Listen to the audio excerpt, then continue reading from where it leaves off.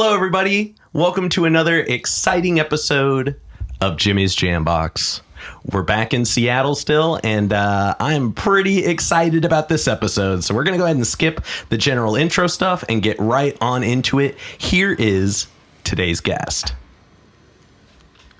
What's up, guys? My name is Jon Mercer, and I'm part of a pop-punk alternative band from Seattle. Hell yeah, John, thank you so much for joining us today. Super glad to have you here. Of course. Go ahead and tell us a little bit about like what you do, what you're into. Give us that like Tinder profile of your music experience. Okay, so I guess like I said, I'm the front man of a band. I'm the lead singer. So I play with my three other best friends, and unfortunately they couldn't be here today. The drummer, Caleb Larson, love you. He's Caleb. He is recovering from some wisdom teeth removal. Oh no! Speedy recovery. Bass player Liam has his sister home from college this weekend, and then they're going to Canada, and so he couldn't be here. And then Nooch, his dad has COVID. Oof. Nooch Keo. So we were just playing it safe with just me this time, but representing for all of them because those are my boys, and I love you guys with my whole entire heart. But y'all are definitely here in spirit. Yeah, they're the best. I wouldn't be able to do any of this without them. But we play shows out here in Seattle. We're going on our first little tour. We're going to be doing out of state stuff here really soon, and we're just focusing on a lot of singles that we've been rolling out this year. Hell basically, yeah. That's the plan that we've been doing. I just got into this kind of like pop punk kind of alternative music recently in the past like year. And I finally think I kind of found my sound and where I want to like develop and like put everything towards. So that's just what we're working at right now. Well, that's exciting. Hey, real quick, because we're already recording and we can't not do it. Can I have you scoot back just a little bit so that everybody can see your face? Yeah. Little bit more. You're like right on the... Oh, sorry, not back that way, back that way. There we go. This way. We're doing it. This is real, people. All right, perfect. Now let's go ahead and get on into it. Let's start at the beginning. What got you into music? Excuse me. I have always liked to sing quite a bit since I was like a kid. Mm-hmm. I would be kind of just doing, I don't know, just little stupid shit as a kid. This one's a funny story, I guess. One of my favorite movies when I was a kid was High School Musical, from Disney. Okay. And so like me and one of my old best friends would sit out in like the backyard and like sing the songs and stuff on like the rocks in my backyard. And then like my first like musical, I don't know.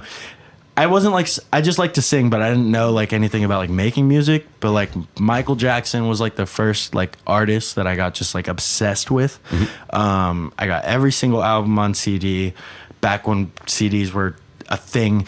And I got every album on CD. I dressed as him twice for Halloween. I had like the whole glove. I'd learned the dances, everything. I was just like so in awe of Michael Jackson and his music. And then it went to like Green Day after that, and I got all of their albums on CD. And then it went from that after to like rap, because like that's when my stepbrothers moved into my family, or my stepbrother and my stepsister moved into my family, and they like started showing me other music too. And so they started showing me rap. Mm-hmm. And then I think I wrote my first rap. I stole a rap off of YouTube, like in the comments. Like I found someone's and I took it, and I was like, I took it and I like rapped it myself. This is mine now. There's something about like Pokemon cards and Beyblade or something. I don't know. I played Pokemon when I was a kid, so I liked it. Same. But yeah, the Pokemon, I still play that shit. I had all of them on the Switch. But I mean, I still stand by Digimon being the best one, but you know, that's for a different conversation. We'll have a different conversation about that because I strongly disagree. Yeah, and then I started getting into rap, and then I just didn't know I was gonna like take anything kind of like seriously at all or anything, or like start making music. I just like did the rap as like a thing from YouTube, and then made like a funny own version of mine. And then following that, I got into high school in 9th grade, and that was when NWA or Straight Outta Compton by NWA, the movie, came out for me. That's when like that movie came out for me, and then I seen it. I went to the theaters, and I was like, holy fucking shit! I was like, I want to do this. I want to be an artist. And so what started with my musical career, I guess, or like journey, was I was like, I'm a rapper. And so I started rapping in high school in 9th grade. We did like some small shows in Seattle.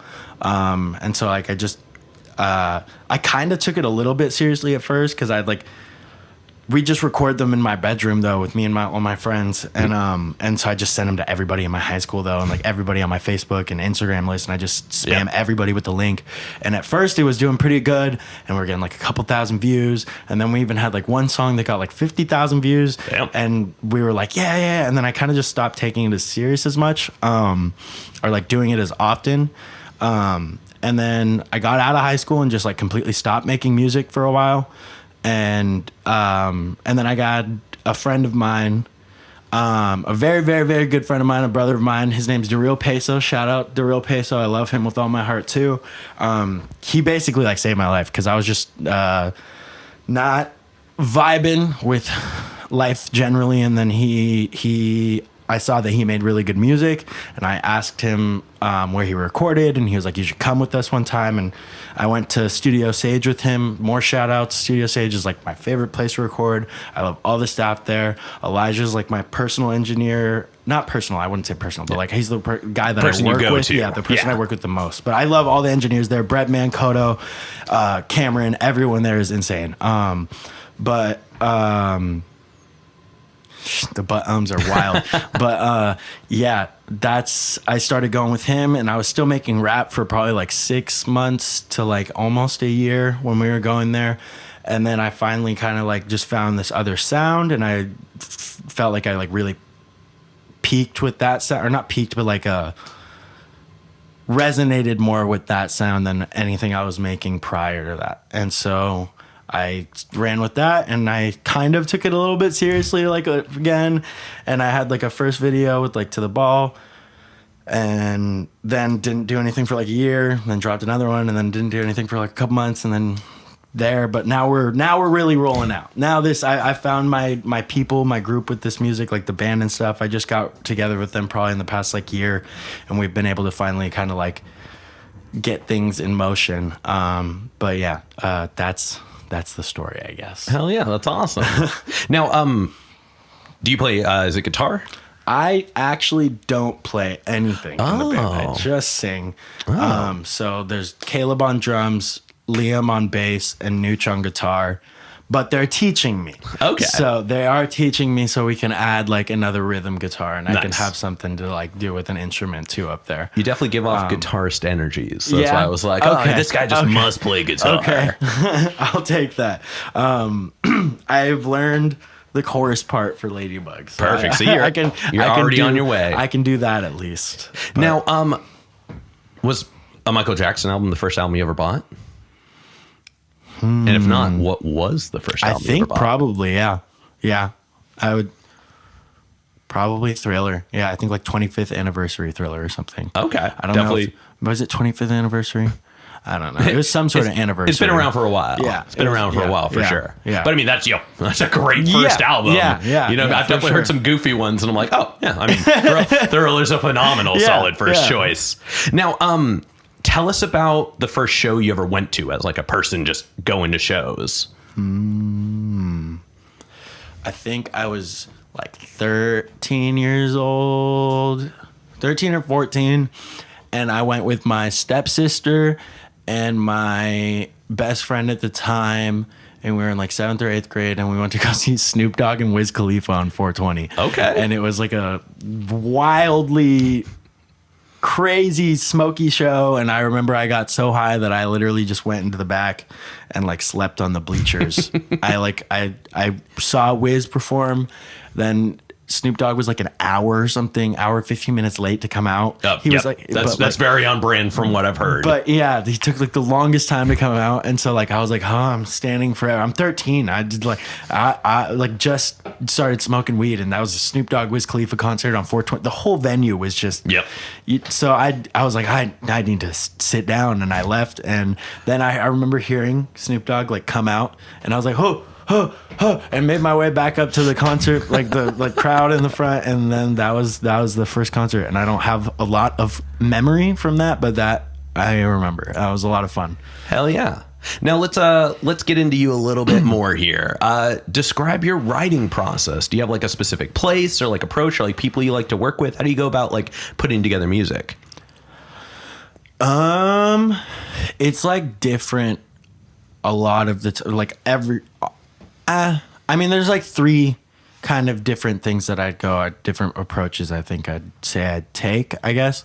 One that I did a lot of the songs that are out right now, that was when we were going to the studio every Monday and Wednesday for like 8-hour sessions for like a year. Oof. And that was like a group of me and my friend, and so we'd each probably get like a song out of that like session. Yeah. And so we'd go in there though and we have like the beats ready, but we wouldn't necessarily have like lyrics ready, so we just go in there and put the headphones on and then like punch. Do you know what punching in is?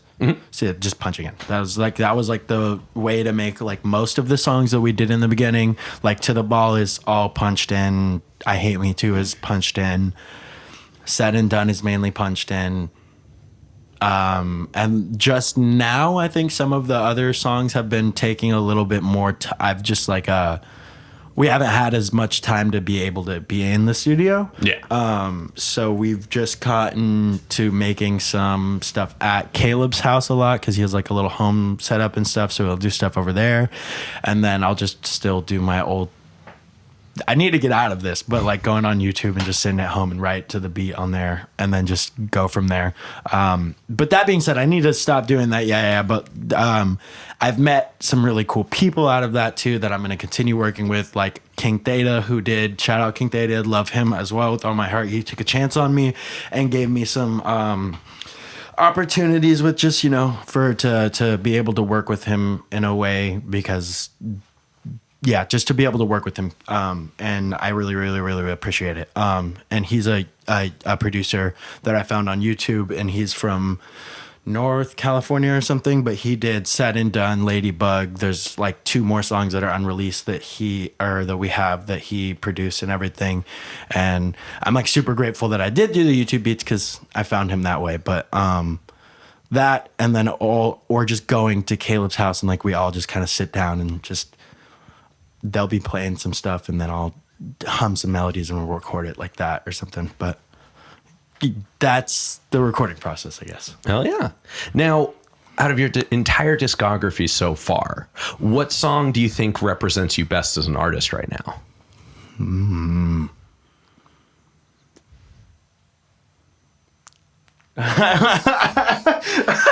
Looks to manager. I don't know. Fuck. That's a hard question. I guess I'd say Ladybug just because like that's the most recent one. But like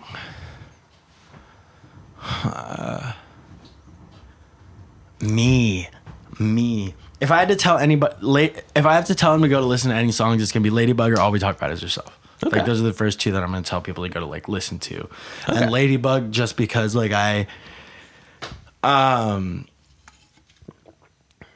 spent a lot of time on it. I did some work on the chorus with like trying to make it sound like a Blink song. Like if you listen to like I Miss You by Blink and then go listen to Ladybug, like the chorus, like the flow is like really similar, but it like changes like a little bit in the end. Yeah. And it like worked. So, and like people were like, this sounds like this and it works. And so like on TikTok, they're like, it sounds just like Blink and you're doing a fucking good job. So I was like, Perfect. yeah, all right, let's do it. That's awesome. But that and All We Talk About Is Yourself. I think that one is really, really good too. And that one was from a while ago. And both were shot by Finn Baker. So shout out him too. Because I got to shout out all the guys. All the guys. Finn Baker is an amazing videographer, an amazing friend, and a great guy. That's awesome. Yeah. He shot that, Drought, and Ladybug. All We Talk About Is Yourself, Drought, and Ladybug. Perfect. Now, tell us about either your most favorite or just like the wildest show you've ever performed at.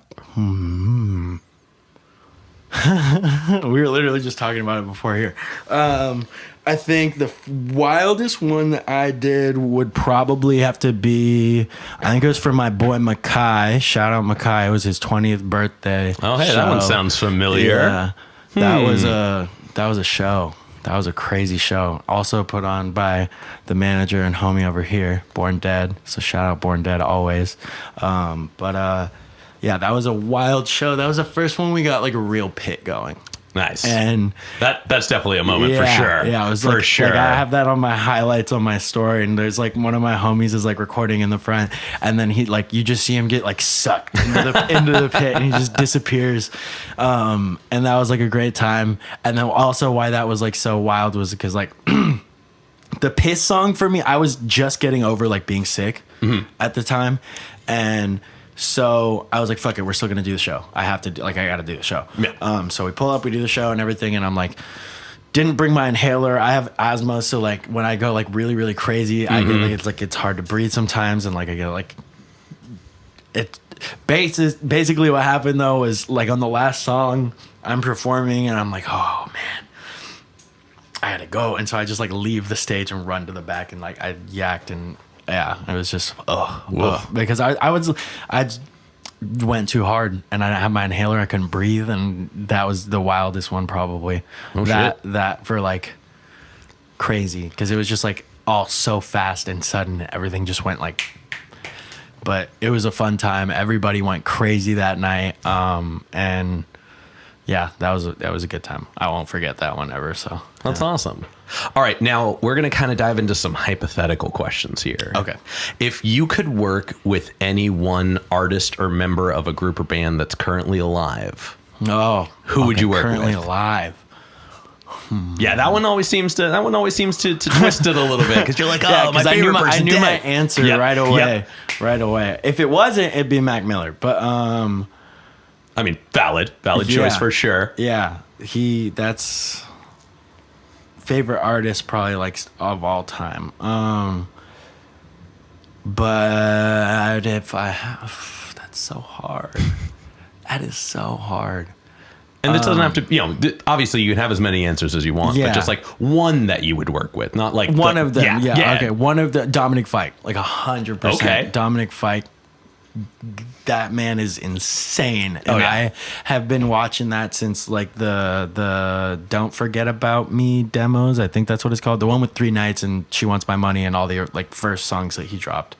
But yeah, and I went to his concert for that specific like EP, and it was amazing. And I downloaded his Coachella performance off of Reddit, and I was like, he's just the fucking best. He's the fucking best, and I would love to work with him. That would be insane.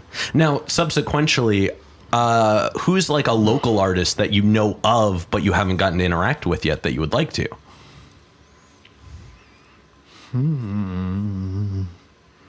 And given that, like you're in a band and you kind of do like a group thing to begin with, it's like hard to like branch off this one. Yeah. Let's say who's like a local act that you know that if you don't want to like work with directly, that you may want to like do a show with together. No, dude. Well, that like dives into something else too, is because like we're like a band and everything, but I came from like rap, and like all of my friends are like in like the hip hop rap scene in Seattle and stuff, and so like I love to like have them on like my kind of stuff, and like I started making like rap music and hip hop music, so like I still love to do that and stuff too, but I like to like bridge it between like worlds. Like is like I have a song coming out with another Seattle artist that's a pretty big name from Seattle, and a lot of people know him, and it's a lot of like really, really different sounds, like just insanely different sounds. But we got him on like a rock song, and we did a show with him for Halloween this last year, and it the song is phenomenal. The song is phenomenal.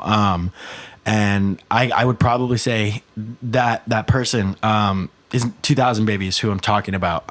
But that song will probably be dropping here in the next couple months. Exciting. But if someone that I had to like really like been a fan of or wanted to work with from the city would probably be like Travis Thompson. I think Travis Thompson would be so sick to work with. Hell yeah. Well, hopefully they see this. Yeah, that would be fucking insane. Travis, if you watch this, you remember me, man. I waited outside your concert and I gave you like an ounce of weed that one time. You remember me, man. Allegedly. Gotta throw those ones on there. It's Seattle. It's legal. Oh, gotcha. Right. We're good. Right. All right. Now, if you could play at any one venue, and it doesn't have to be like a venue proper, like anywhere in the world, like, anything could be your venue on the planet Earth. Where would you play? Red Rocks Amphitheater, Colorado. had it ready, had it locked in. Yeah. I mean, also solid choice. That's a great that like I haven't been there yet, but like I've never just been there either, but aesthetically and from all the stories I've heard, it's like already up there for probably one of my favorite venues. That or like Madison Square. I don't know, I mean that's like that would be insane. That's one of the dreams for sure. That would yeah, be wild. But well, then like a stadium or like a stage that's like everybody's around you. It's insane. I had never been to a show like that until literally 2 nights ago. I saw The Cure live in Seattle. Oh yeah, the best show I think I've ever seen. Yeah, so insane. That man Robert Smith is 65 years old and he's still out there singing with his full heart. He sounds the exact same that he did in the 80s. Hey, that so when you take care of yourself a little bit. Yeah, sometimes it can pay off. Look at Billy Idol. But okay. This is a fun one. This is like the last of the hypotheticals. This is kind of a heady one. Okay. If you had to pick a completely different genre of music to perform than any of the ones you already do, and you would be equally competent at it, what would you pick?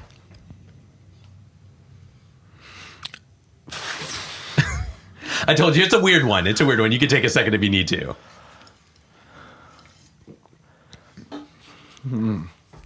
That's like, I don't know if I've ever thought about that. And like the thing, I guess, like, if I want to make something, then I'm just going to make it. So like, but I guess because jazz music, I don't know. Because I don't know how I'd get into that. Yeah. Or like what I used to listen to a lot of jazz with my grandpa. Like, so like, I like appreciate it a lot. But I don't know where the fuck I'd begin. So I guess that would be the genre. I totally get it. Well, fun fact, last week, we had a guest. Her name is Carmel, and she is like the booker and promoter in person for the Sea Monster Lounge. Okay, and they do jazz a lot. They do like funk, soul, R&B, and they put on I think 14 shows a week. They do like 2 a day. Wow. So if you're ever like curious to like check out more of that in like live, that is the place to do it around here. Sick. That would be Look, sick. y'all, I did my first local plug.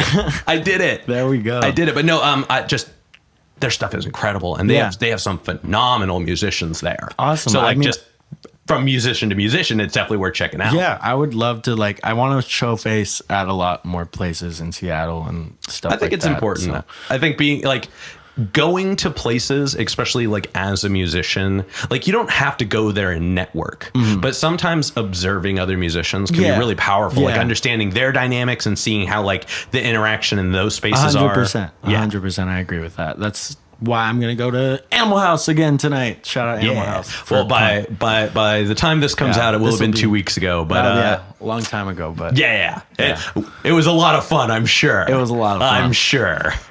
All right. We're going to go ahead and start wrapping this up. Okay. Now, this episode comes out the 4th week of June. 4th week of June. For those of you watching today. All right. What do you have coming up in the future? Me and our manager over here, Born Dead, we finally just kind of came to a resolution, I guess, on what song we're going to do next. So we have our next single that we're going to drop. Nice. Probably sometime right before we go on our first little mini tour in July. And we're going to go and hit like Reading and Portland. And then we're going to take like a small break. And then we're going to come and hit Seattle and Everett. And just a tiny little... so a little like Pacific Northwest guy. Yeah, it's going to be a lot of fun. And I think just a lot of singles probably just for the rest of the year until December-ish, I guess. Maybe we'll get an album out by then. Hell yeah. Maybe that's we'll awesome. get like a body of work. I don't know. That's awesome. Now, for this next one, go ahead and I'll have you look at the camera. All right.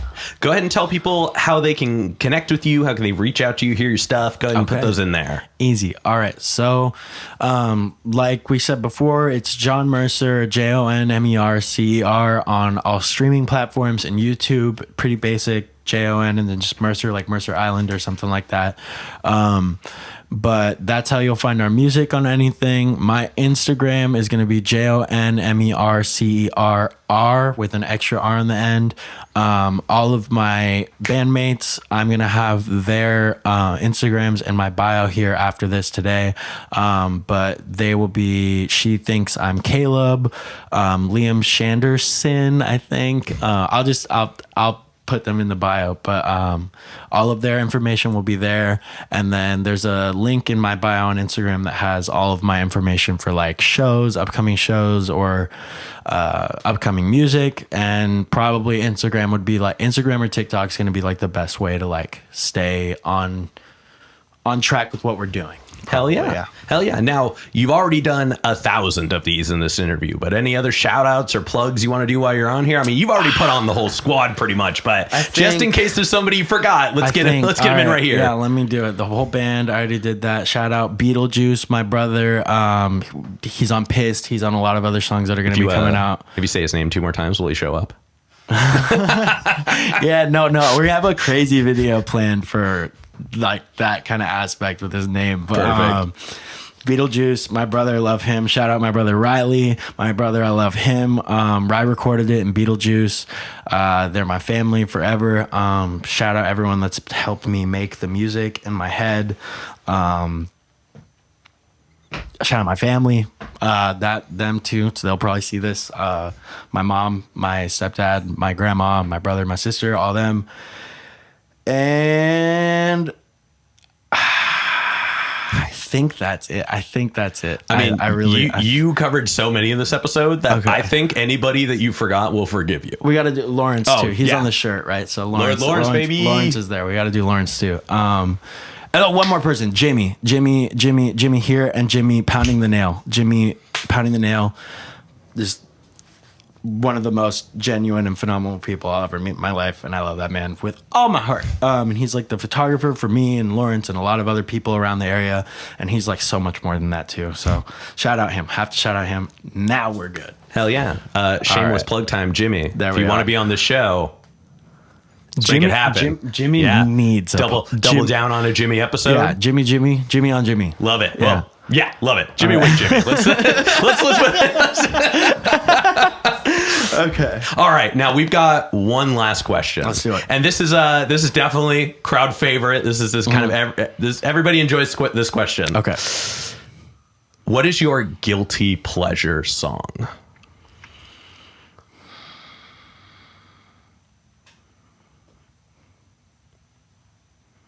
Beauty and a Beat, Justin Bieber, Nicki Minaj.